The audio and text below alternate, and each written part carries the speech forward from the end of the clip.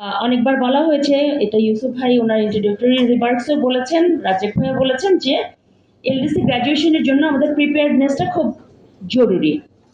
সেই প্রিপারেশনটা আসলে আমাদের কীরকম আছে, যেমন এসটিএস এর কথা হয়েছে, রাজ্জাক ভাই ওনার প্রেজেন্টেশনে সুন্দর করে বলেছেন যে আমাদের স্মুথ ট্রানজিশন স্ট্র্যাটেজি একটা আমরা করেছি, কিন্তু সেই স্ট্র্যাটেজিটা সম্ভবত আমি যতটুকু জানি যে নভেম্বর 2026কে টার্গেট করেই করা।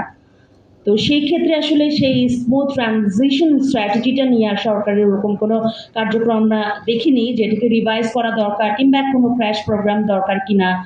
সিডিপির যে অবজারভেশন যে আমরা হয় 1 বছর পেতে পারি কিংবা 3 বছর পেতে পারি।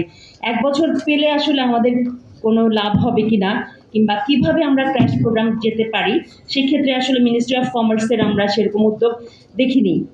এনিওয়ে, আমি একটু বলার চেষ্টা করি যে আমাদের আসলে প্রিপেয়ারনেসের অবস্থাটা কি। বৈশ্বিক প্রতিযোগিতার সক্ষমতার সূচক, যেখানে 2019 সালে বাংলাদেশ অন্তর্ভুক্ত হয়েছিল, সেখানে বাংলাদেশের অবস্থান হচ্ছে 105, 141টা দেশের মধ্যে। আমলাতান্ত্রিক জটিলতা, অদক্ষতা, জটিল নিয়ম নীতি এবং আমাদের রিসার্চ অ্যান্ড ডেভেলপমেন্ট, এইটাতে যে আমাদের কোনো R&Dতে যে কোনো ইনভেস্টমেন্ট নাই, সেক্ষেত্রে আমাদের ব্যবসায়িক গতিশীলতা, সেটা ইন্ডিকেটরে আমরা 122তম।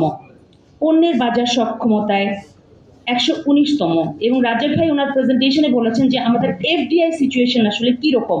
যখন আমাদের গ্লোবাল ইন্ডিকেটরগুলো এরকম করুণ অবস্থা থাকে, তখন কিন্তু আমাদের এফডিআই ওই 0.95, তাও সেটা 2022-এর ডেটা।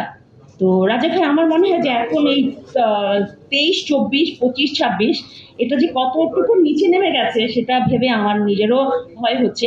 এফডিআই তখনই আসবে যখন লোকাল ব্যবসায়ী কিংবা লোকাল বিজনেস তারা কনফিডেন্সে আসবে সরকারের মেকানিজম, পলিসি সব কিছু নিয়ে।